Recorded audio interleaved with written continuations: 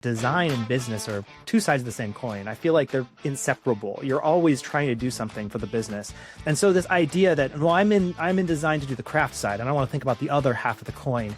You can ignore the other half of the coin, but it's still there. And so I don't think that it's useful to say that this is not part of my responsibility. I don't need to think this way, or I look down on it in some way. You are a great designer, but it's your PM who gets promoted. You have great ideas, but they often get shot down. If you ever wonder why and what to do about it, this one is for you. Today, my guest is Ryan Scott. Ryan has helped hundreds of designers get promoted, win influence, and speak the language of business. He has worked at organizations like Airbnb, DoorDash, has MBA from Berkeley, and he is here today to tell you exactly how to produce work that's impossible to ignore.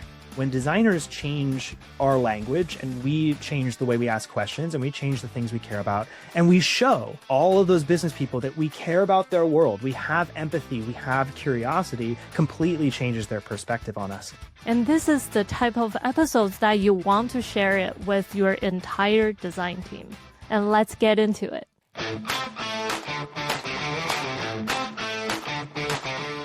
So Ryan, so excited to have you. And I think you have such a fascinating background. So for the listeners who might not know your journey, so you've did a little bit of everything. So you started your career with graphic design, moved into product design, held some really impactful roles at very high profile companies like Airbnb and DoorDash. You got your MBA, and now you're teaching one of the most popular business education course for designers. Would you mind walk us through a little bit of your journey and what has led you to design courses and help designers to speak the language of business? Yeah, absolutely. And also, thank you for having me. This is a lot of fun. I love talking with designers about these topics. For me, I like to describe that my background is traditional in some ways and untraditional in some ways. So I got started actually in high school, just exposed to graphic design and loved it and didn't think of it as a career, just enjoyed doing what I was doing. But I had no idea how I was going to pay for university, which was coming up really soon. And in America, that's a big deal. It's a big expense. And so what I started doing was just kind of doing some freelance design work, $20 business cards for people while I was still in high school. And I discovered two things. One, that I really liked it. And two, that this intersection of design and business always felt really natural to me. When I had a problem I needed to solve in my life, I approached design, I solved it with design, and I solved it with business. And so for me, it's always been two sides of the same coin. Later on, as I kind of progressed in my career and I got in-house and I started working in some of these companies, I described myself as like the diligent designer, where I was always like, PM says, hey, here's what you're going to do. And I was like, great. And I jump right in and start, wireframing something or sketching something up. But as I progressed in my career, I wanted to understand, where is this project coming from? Why are we doing this now? Why is it such a high priority? Why does it have to be shaped this way? Why, when I spent 2 weeks working on it, all of a sudden it's not a high priority and it's shelved and we'll get back to it later? I wanted to have a little more self-determination. And that's why I decided to go and get my MBA. There was a really particular moment at Airbnb where there was a design team offsite, and Brian Chesky is up on stage talking to the 100 of us or whatever it was. And he says, there needs to be more designers in the boardroom. And that was something to me. It's like, I'd always thought about getting my MBA because I'd always loved business and always been interested in that. And that just kind of felt like a signal to me that this was the right time to do that. And so I went and I wanted to understand and be surrounded by non-designers. How do they think about design? Where does design fit into the big picture? How should we think about design differently? And now I get to bring all of those lessons I've learned in those 20 years working in all these different companies and from the MBA, saying like, this is a completely different way of looking at design and how it integrates into a business. How do we actually talk to non-designers? And that's what I do now. And honestly, I love it. Well, thank you so much for sharing. And I love you mentioned that there should be more designers in the boardroom. And I want to get into this struggle a little bit. So we know like a lot of us were advocating for a seat at the table. And you even posted a joke about I would like to be an interior designer so we can buy more seats so we don't have to fight for it. So why do you think designers often struggle to gain real influence at the strategic level in the business boardroom? Like, especially compared to our peers, like PMs and engineers, they don't have to advocate as much. Why do you think that is? I think it's for a few different reasons. So firstly, I think designers just kind of inherently speak a different language.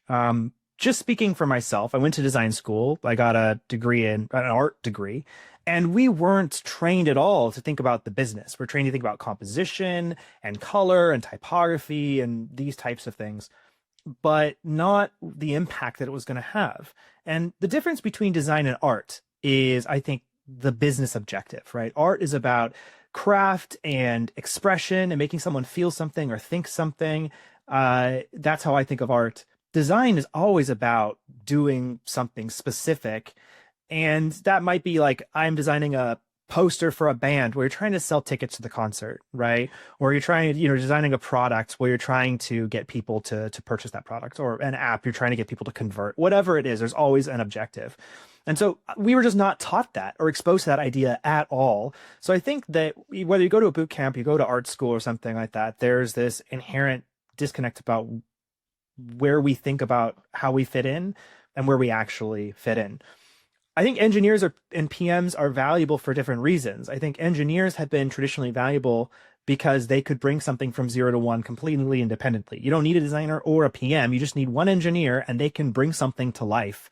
And if you're an entrepreneur and you need just someone to create your idea, that's the first person you hire. PMs, I don't think have any kind of particular knowledge that designers don't have or couldn't acquire. They're not unicorns. No one goes to school to be a product manager. But where you see product managers come from are traditionally a business background. So they're like, you were in marketing, want to be a product manager? You were in sales, you were in finance, want to be a product manager?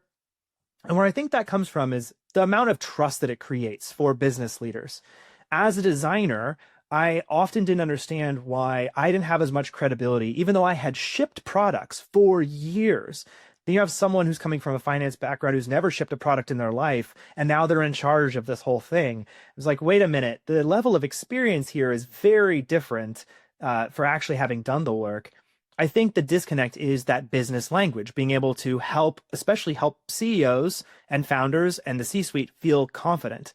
If you look at what PMs do, they come up with a solution, they create a plan, they know how to validate those ideas. All of those things build confidence, with your leadership.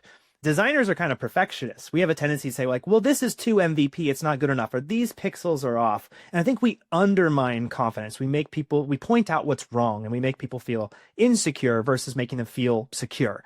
And so I think that's one thing designers can do is try to weigh some of those trade-offs and try to help the people around them feel confident that we're moving forward with a plan. So that's why I think PMs can be particularly valuable to the business and why they often get more authority, even if they don't have the experience shipping things, than designers typically do. Yeah, so they're better than us at speaking like business language. Like, I wonder if you can share an example, like what is some specific terms or topics that designers like to talk about that immediately or unintentionally for our business partners to lose confidence? Yeah, this is a great question because I think we undermine ourselves in ways that we don't realize that that's what the impact is. There's a couple different categories that I think about. So the first, I think, is inaccessible language. Designers are around designers, especially early in our career, and we talk in a way that other designers understand. My favorite example is like we say something about empathy or use words like cognitive load. A CEO might not intrinsically understand what that means. Brian Chesky does, but other CEOs I worked with maybe don't. And so we use this language, and I think the word inaccessible is really important because designers understand the need to be accessible with our products. We should also be accessible internally with the language we use so that other people understand us. So we use this language that designers understand, that other people don't understand.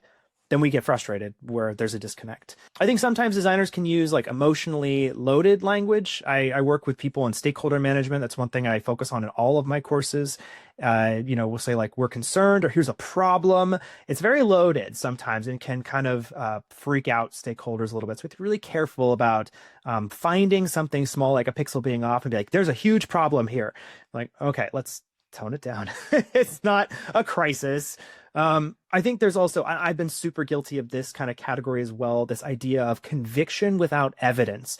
So I have definitely seen like a PRD or, felt like there's missing use cases, or felt like the buttons weren't aligned to other buttons in the product. And like, this is going to be so bad. This is going to be a problem.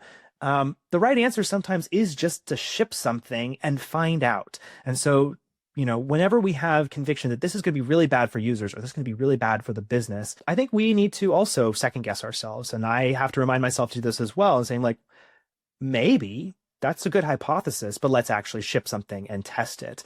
And so, even if something doesn't adhere to traditional conventions, or there's some UX debt, is it inherently a super terrible thing?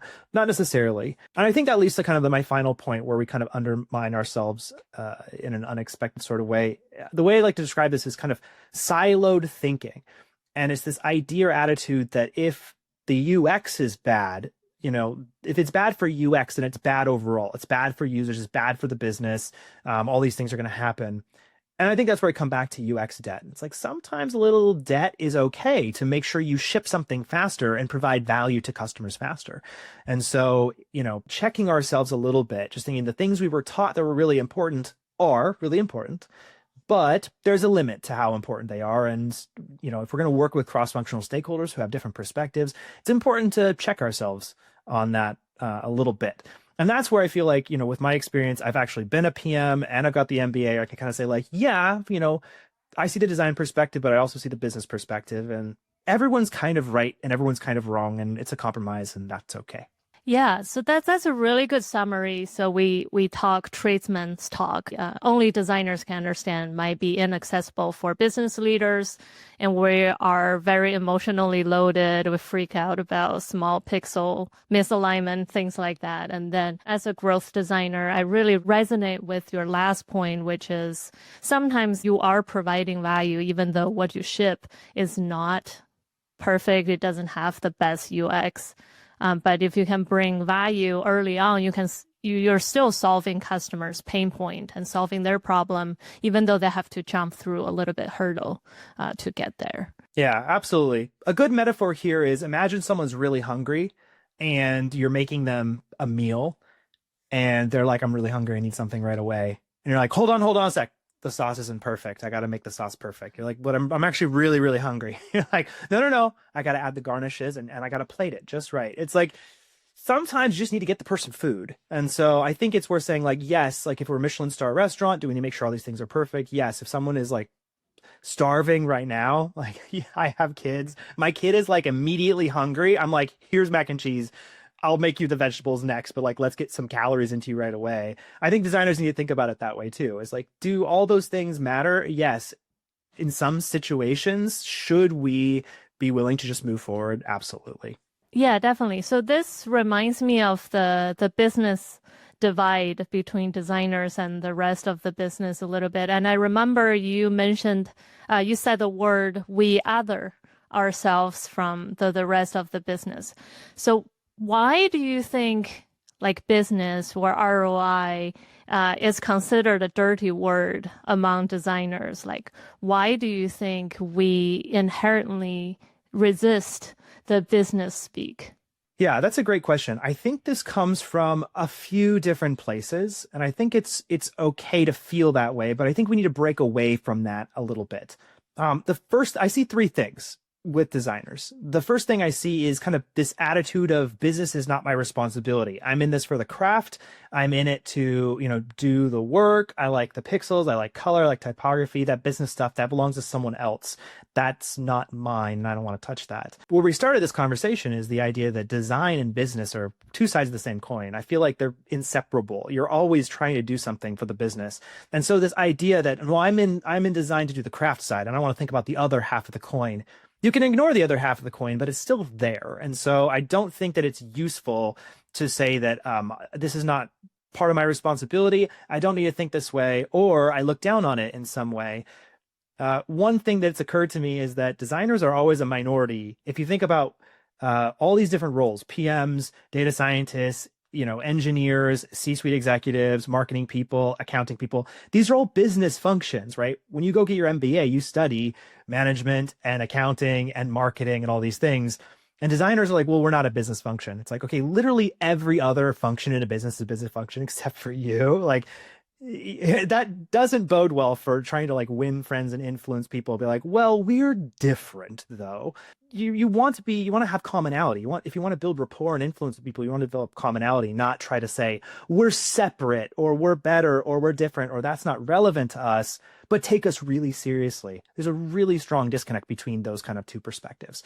So firstly, I think designers need to start realizing that business is our responsibility. Asking questions about metrics, thinking along those lines is really important, and that we are the same. We approach things differently from a PM. We approach things differently from a C-suite executive. We approach things differently than a marketing team. We're all trying to do the same things though. We all want like users to be successful. We want our business to be successful. So let's start there. We have more in common with those people than we realize or acknowledge in a lot of instances. The other kind of harmful attitude I see sometimes from designers is the idea about, well, I'll learn about business when they learn about design. Again, design is a minority. And so what you're describing is kind of this boil the ocean approach. It's like, I would like to take all the accountants and all the marketing people and all the PMs and all the C-suite executives and train them all up to understand design really effectively. And then I'm going to understand business better. That is not an efficient way to approach driving change in an organization. My philosophy has been, I'm going to change me first. I'm going to do as much as I can first. Not that everything is our responsibility, but it's the only thing I have control over is me. And what I've seen with a lot of my students is that when designers change our language and we change the way we ask questions and we change the things we care about and we show all of those business people that we care about their world, we have empathy, we have curiosity, completely changes their perspective on us.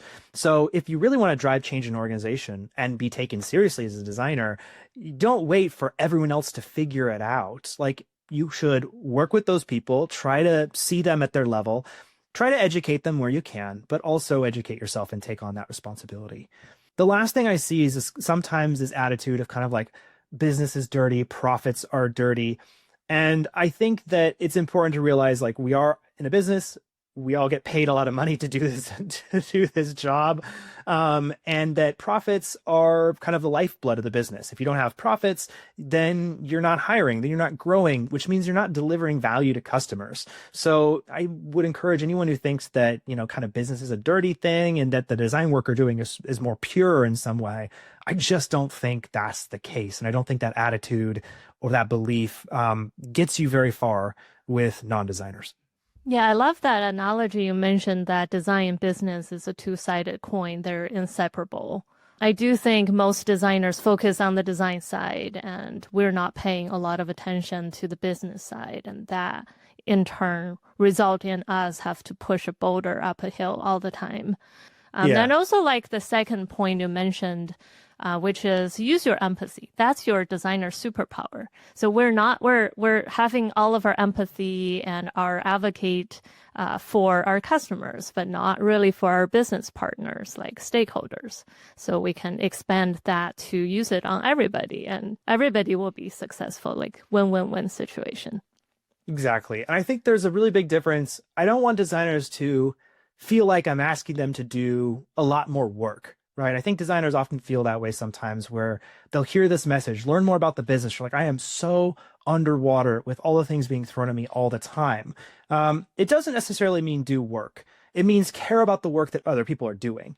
So I think that that's what's important. Is if you think about I think about it as delegating, right? I really care about everything my PM does. They go to meetings I don't have to go to. They protect me from a bunch of stakeholder BS that I don't have to deal with. They're aligning teams and having to deal with all the politics so I can focus on my job. That makes them really valuable to me. That work is incredibly valuable that they're doing and supporting me. So I think there's a difference between believing that, business isn't necessary or somehow design is special, that's the wrong way to approach it. What's a great way to approach it is saying, this work is really valuable. Thank you, PM. Thank you, marketing team, for doing this work so I don't have to do it, so I can focus on the thing that I'm good at, the thing that I love. But you're still showing that respect, and you're showing that understanding of what they do. If you want to develop influence, you have to start with things like rapport and trust, and that's a great way to do it. So show appreciation, show that you understand what they do about, show you understand that it's valuable. Not saying you have to go do it, but at least demonstrate that appreciation to those other people. That's a great way to kind of kick off that relationship in a really positive direction. I love it. Like, I think that's definitely something designers should start doing more of. But I do want to acknowledge the fact that in a lot of organizations, the culture tend to not really understand the value of design. Like, I remember you shared a personal story about being in a meeting where an engineer directly asked you, "Why are you here?" To your face. So can you take us back to that moment and what you learned from it and how you managed the relationship after the fact? Yeah, that was a very interesting moment. I think designers get a lot of this. It's usually less explicit. So the situation was, I was meeting with my engineering team. I was the design lead on the team. I walked into a meeting that I wasn't invited to, just engineers, but I want to understand what they're working on, what their world is like, what they're doing, what they're talking about. So I might pick up something in that meeting to change my approach to support them in some way. And that eng lead said, "Why are you here?" And I was kind of dumbstruck, honestly. I didn't really understand how to respond because I'm like, "I'm the design lead on your team. What do you mean?" And he said, "Well, we like to keep meetings small." Like, ooh, okay, well, I'm going to stay anyway. And I just stuck it out. I was like, "I'm just going to stay in the room, bro. Like, you can't physically remove me. It's important for me to be here." But it was interesting. I think designers hopefully typically don't get that degree of in-your-face kind of response, but it can feel that way a lot, where people are like, "Why is this person here? What are they doing? Who is it? What does the designer do?" They're not really certain. And so they may not say it to you, but they might feel that way, or there might be a little bit of questioning about those things. So that's why it's one of the reasons I teach everything that I teach is like, how can we help people understand?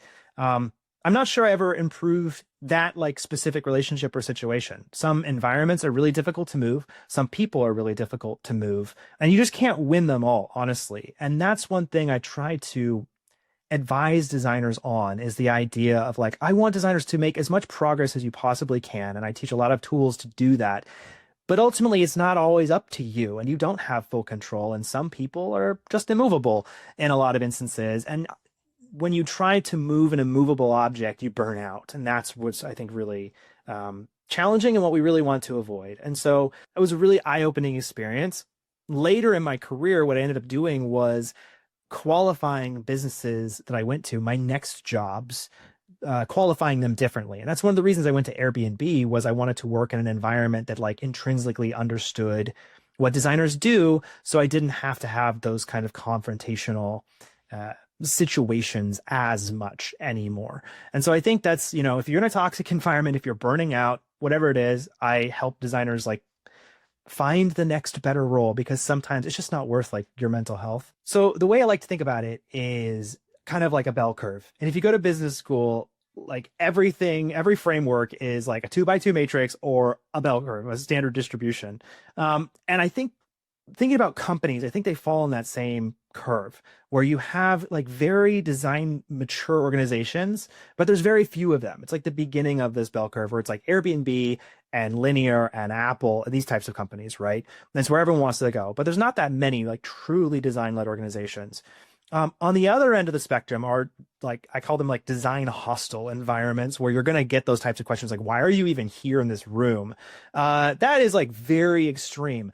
And it feels like there's more of those companies probably than there actually are. I think most companies are like in the middle of this bell curve, this standard distribution, where they're like, design question mark? Like, yeah, we've got some designers. Yeah, they're great. They like make pretty stuff.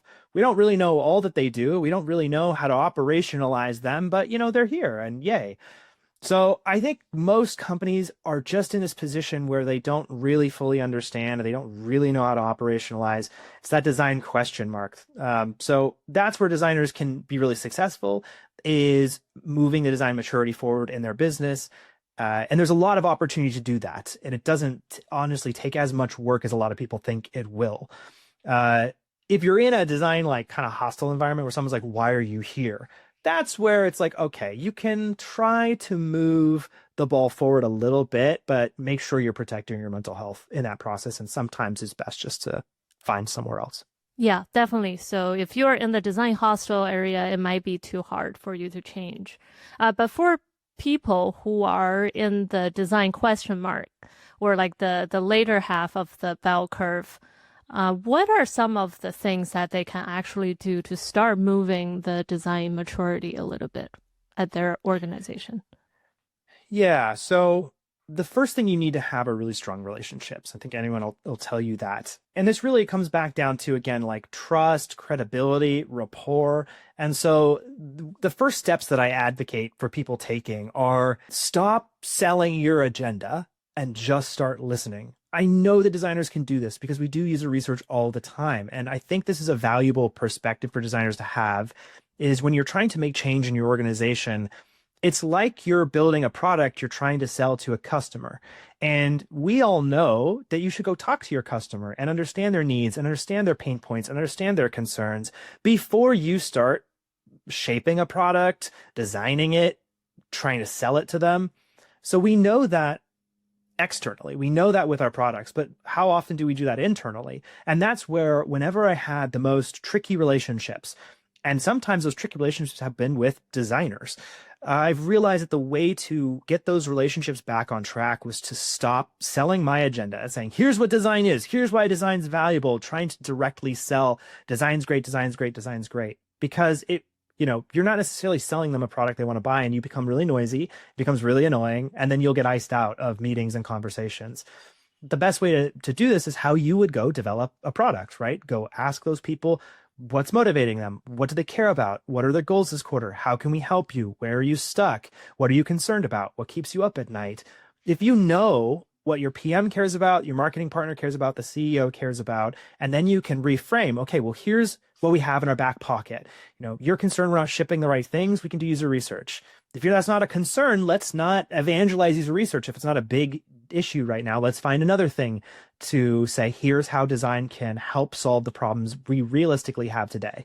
And so I think that that's the right approach in any organization. If you're at a more design mature organization, it's going to be easier. If you're a less mature organization, then it's going to be harder, but it does work. It just might take more time.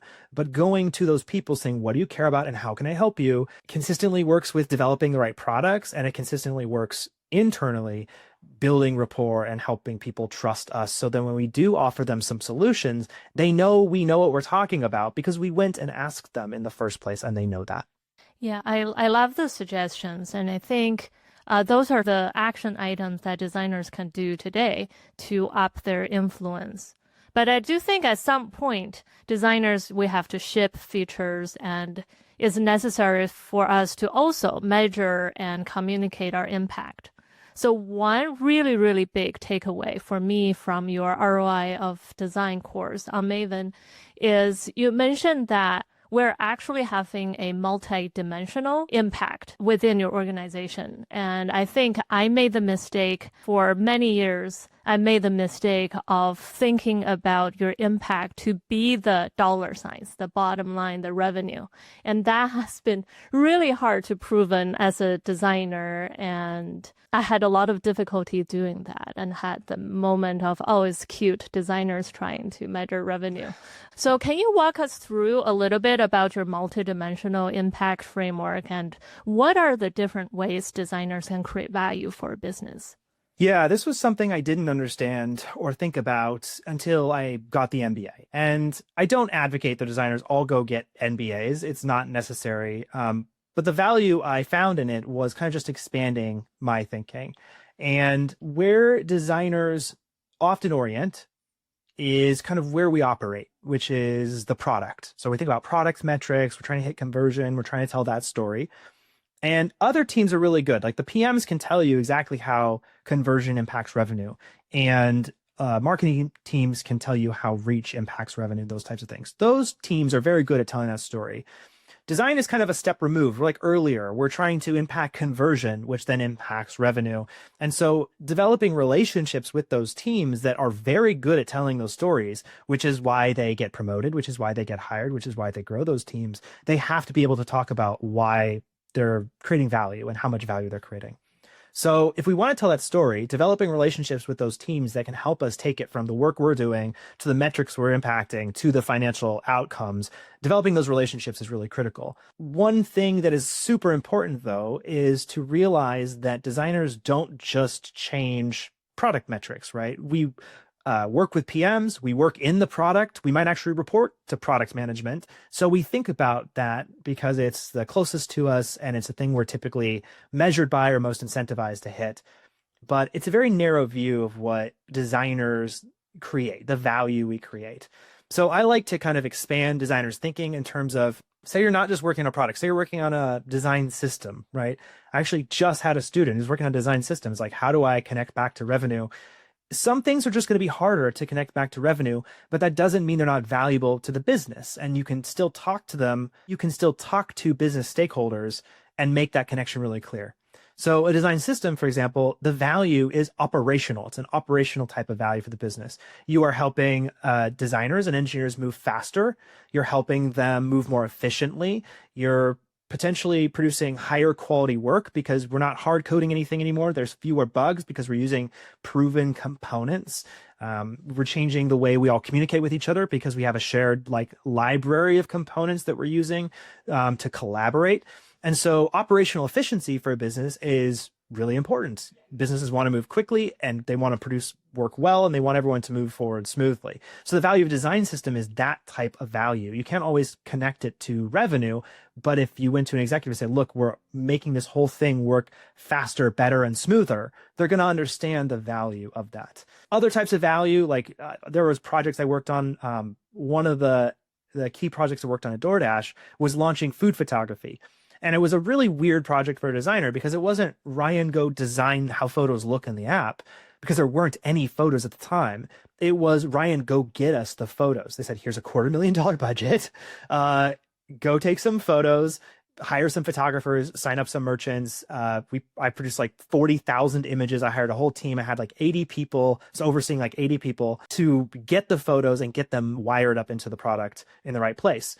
So that did impact conversion. It did impact those metrics, but also there was a competitive value there too. Every other product except for ours had photography, and Uber Eats had just launched. It had beautiful photography from day one. And we were like, oh shoot, like we're behind. We don't want to look behind. And so did it impact revenue? Did it impact metrics? Yes, it did.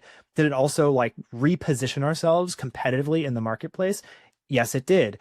So that's the type of value I advocate for designers thinking about. Is there's also like, from the marketing team's perspective, brand value, awareness, some kind of strategic value in the product. Are we unlocking future opportunities? That's one of the things that resolving debt does. Maybe resolving tech debt or UX debt doesn't necessarily like produce revenue, but it unlocks your ability to ship more or ship faster, which is valuable to the business. So we just have to think a little more broadly like an executive would, and it helps us tell our story in different ways.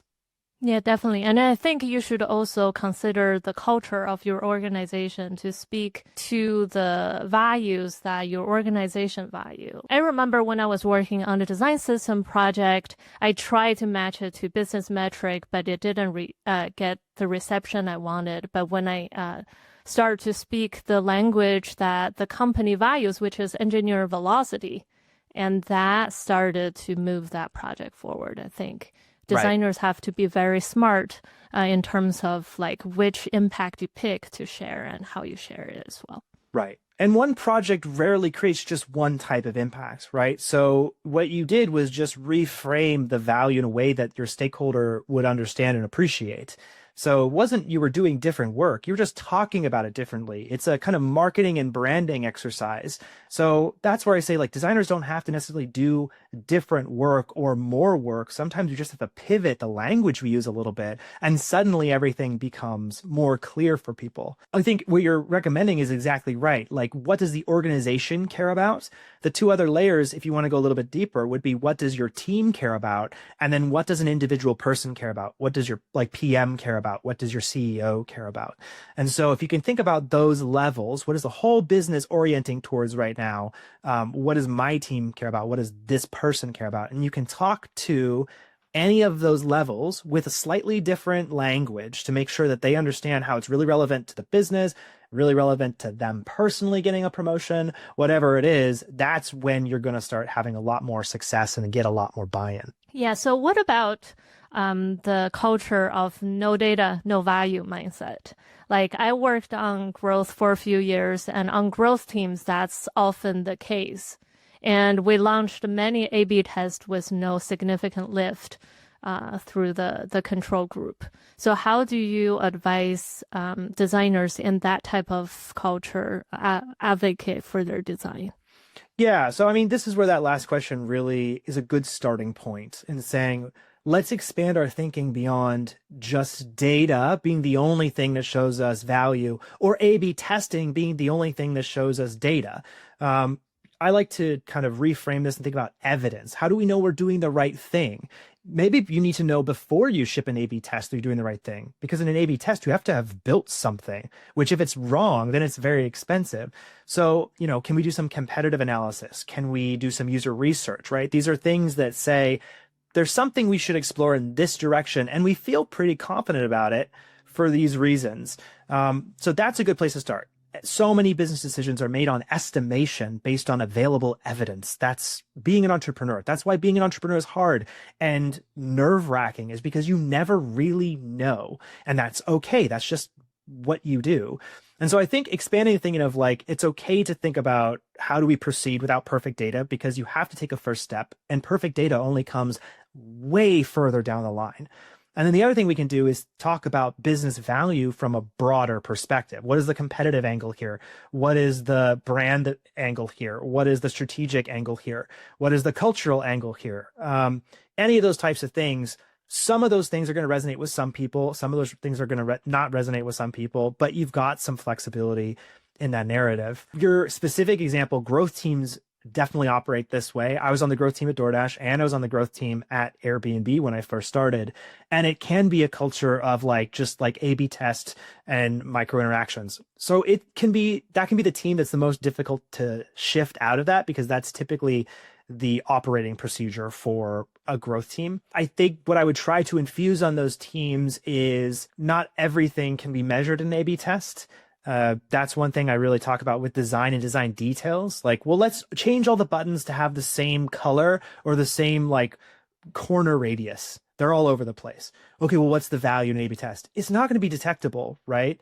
It's like asking, what is like the value of a single tile in a mosaic? Well, the tile by itself isn't anything, but in aggregate, it all comes together. The other metaphor I like to give is, what is the value of a single nail in a home in terms of its structural integrity? Pretty much nothing. It's either undetectable, or, you could remove a nail from your home, from the wall. The house is not going to fall down, but that doesn't mean you could remove all nails. No, it's like they work together as a system. And so A/B testing is not the right way to understand the impact of things in aggregate. And so I think that trying to get teams to think about, okay, some of these things are measurable and useful for A/B testing. A/B testing is not the only way to find evidence. A/B testing is also not going to detect the value of certain things at certain points in time. How do we use other tools to make that argument and expose engineering teams, founders, PMs to other options to make sure we have evidence so we feel confident enough to move forward? And A/B testing is just not the right tool all the time for all of those different use cases. Yeah, absolutely. So another idea that I learned from you and your course is you mentioned these macro environment can actually be opportunities like organizational shakeups, reworks, layoffs, people come and leave. They're all potential opportunities for us. And we're in a period of massive, massive disruptions right now with AI, with the layoffs. So how can designers specifically leverage this moment to increase their value in a business setting?